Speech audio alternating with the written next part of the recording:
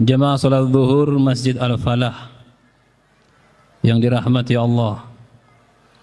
Alhamdulillah wa syukurillah, pada siang hari ini kita mendapatkan nikmat dari Allah, bisa melaksanakan salat zuhur dengan berjemaah. Kemudian kita isi waktu yang sangat utama ini dengan majlis mimbar zuhur di Masjid Al-Falah ini, yang insyaallah dalam kesempatan kali ini kita akan membahas seputar motivasi Al-Quran dengan subtema membina keluarga Qurani. Sebagai seorang muslim, sebagai seorang mukmin, pasti kita menginginkan keluarga kita keluarga yang selamat, keluarga yang berpedoman kepada Al-Quran, keluarga yang bahagia. Karena kebahagiaan seorang mukmin, seorang muslim itu pasti berkaitan dengan Al-Quran. Jangan mencari kebahagiaan selain jalan Al-Quran. Kalau kita sebagai seorang mukmin yang punya iman, seorang muslim yang beragama Islam, kebahagiaan kita itu pada hakikatnya ada pada Al-Quran. Nah, dalam kesempatan ini kita akan membahas seputar pentingnya menjadikan keluarga kita keluarga Al-Quran. Perlu kita pahami, ketika kita berbicara keluarga, maka kita akan berbicara tentang rumah yang kita tempati, penghuni yang menempati, dan lingkungan yang mana kita dan keluarga kita berada di tengah-tengah itu. Maka untuk itu Rasulullah sallallahu alaihi wasallam dalam suatu hadis memberikan satu perumpamaan dengan bersabda, innal baita alladhi la yuqra'u fihi al-Qur'an kamathalil baitil kharib alladhi la amiralah. Rumah yang tidak dibacakan di dalamnya Al-Quran maka seperti rumah yang rusak, rumah yang tidak ditempati, terbengkalai, di dalamnya ada berbagai macam binatang, ada penyakit-penyakit, ada bahaya-bahaya. Ini mengisyaratkan bahwa Al-Quran yang dibaca di rumah itu pada hakikatnya menghilangkan bahaya-bahaya, menghilangkan penyakit-penyakit, dan apapun yang bisa menyebabkan kesengsaraan terhadap keluarga itu. Kemudian ada satu riwayat dari Ibnu Sirin. Qala, ia berkata, al-baitul ladzi yuqra'u fihi al-Qur'an tahduruhul malaikah. Rumah yang dibacakan Al-Quran di dalamnya akan didatangi malaikat. Wa takhruju minhu syayatin. Rumah yang dibacakan di dalamnya Al-Quran akan keluar syaitan-syaitan. Wa yattasi'u bi ahli.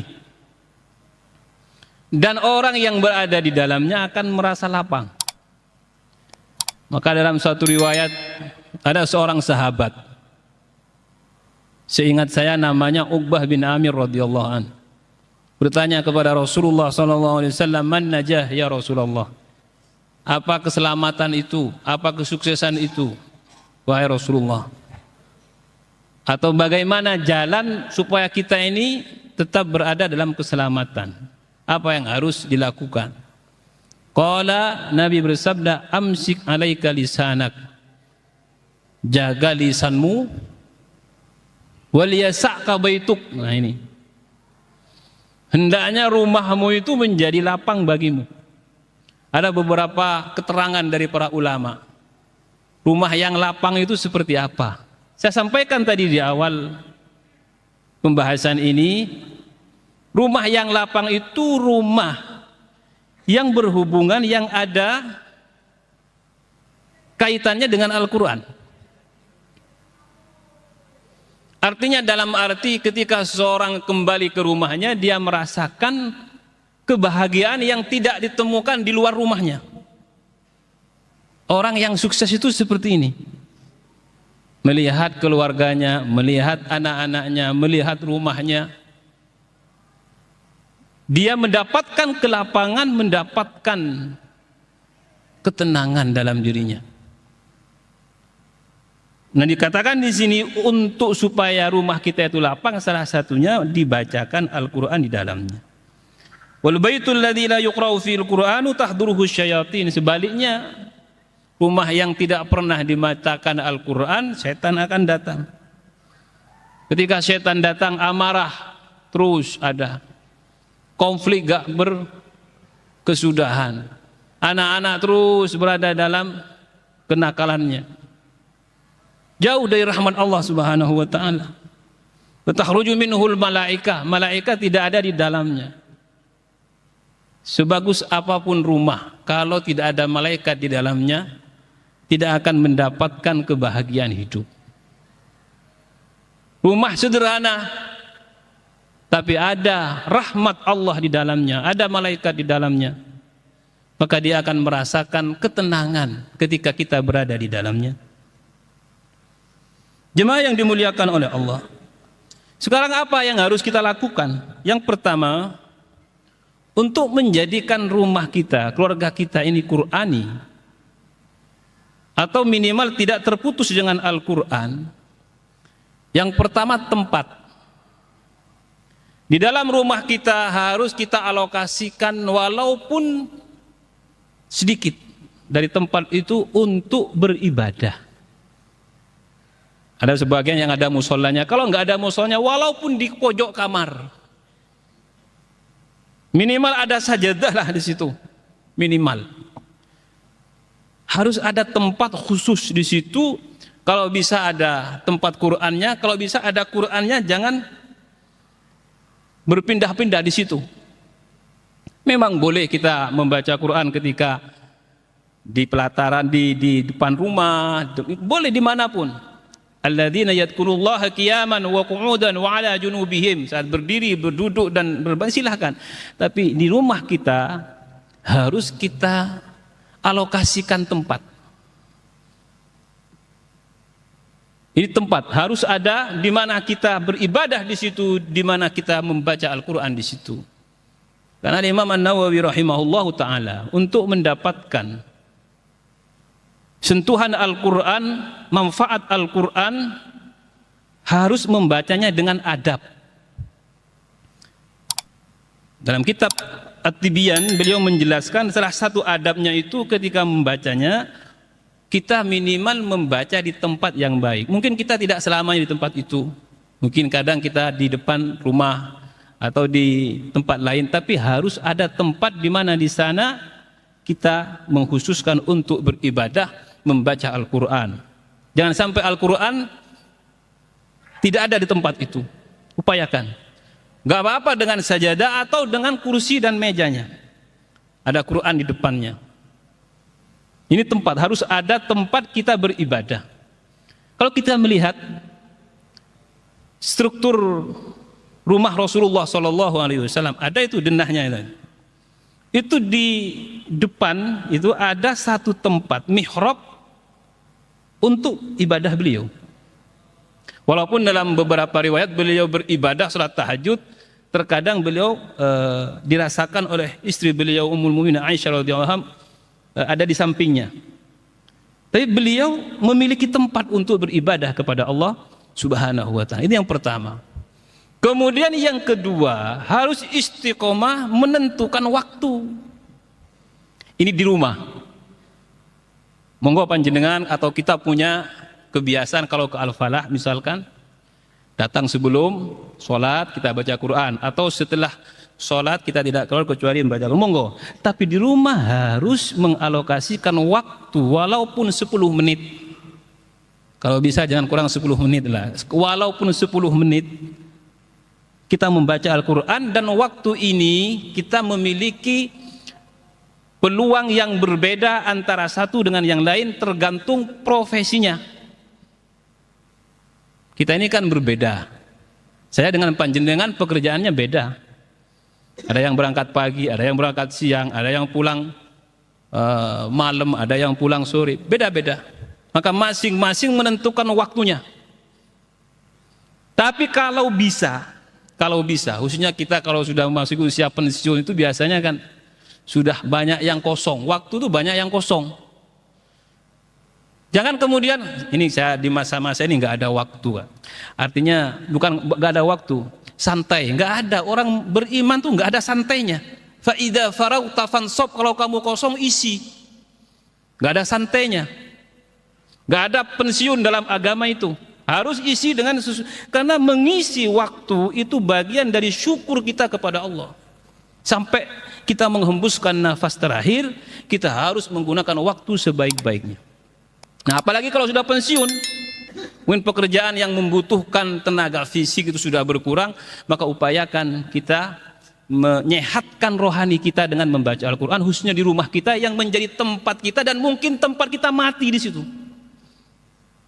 Makanya upayakan kita itu mati di tempat yang baik lah. Rata-rata kita ini kan mati di rumahnya, ya ada sebagian lah yang mati di rumah sakit. Nah, rumah itu tempat kita untuk istirahat ketika kita hidup, dan mungkin tempat terakhir kita menghadap Allah di situ. Maka upayakan persiapkan dengan membaca, menjadikan rumah itu baik.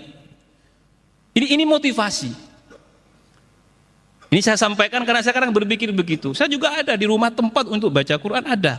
Sesibuk apapun itu.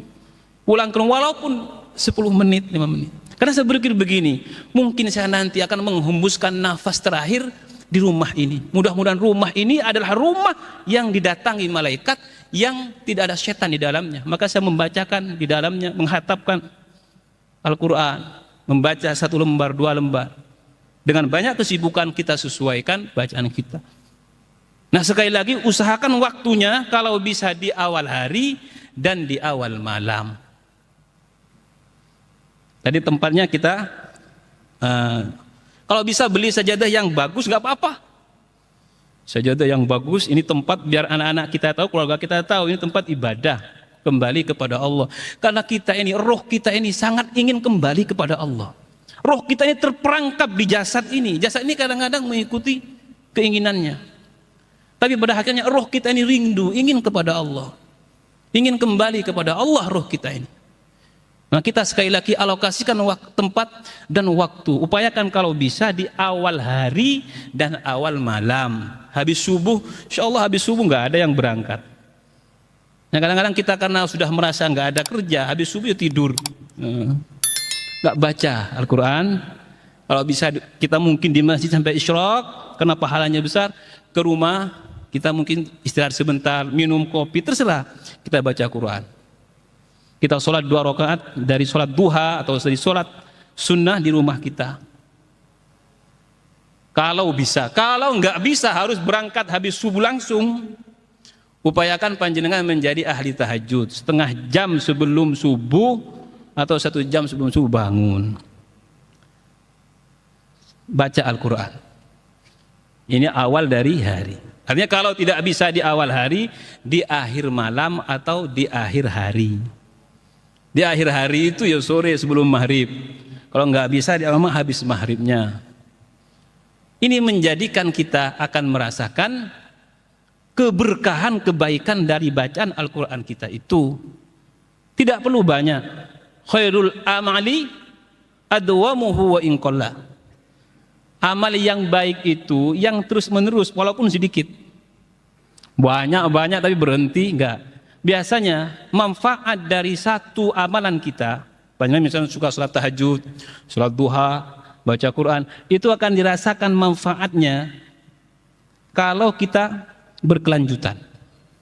Enggak semangat nanti enggak ada lagi, enggak. Jadi kita upayakan semampu kita, yang penting kita terus berkelanjutan dalam melaksanakannya, istiqomah, insya Allah manfaatnya akan kita rasakan bukan hanya di dunia, tapi setelah kita kembali kepada Allah Subhanahu wa ta'ala. Mudah-mudahan Allah Subhanahu wa ta'ala memberikan taufik kepada kita. Mudah-mudahan Allah Subhanahu wa ta'ala senantiasa memberikan semangat, motivasi untuk lebih baik dalam membaca Al-Quran, dalam berhubungan dengan Al-Quran. Amin ya rabbal alamin. Subhanakallahumma wa bihamdika asyhadu an la ilaha illa anta astaghfiruka wa atubu ilaik. Wal afu minkum. Wassalamu alaikum warahmatullahi wabarakatuh.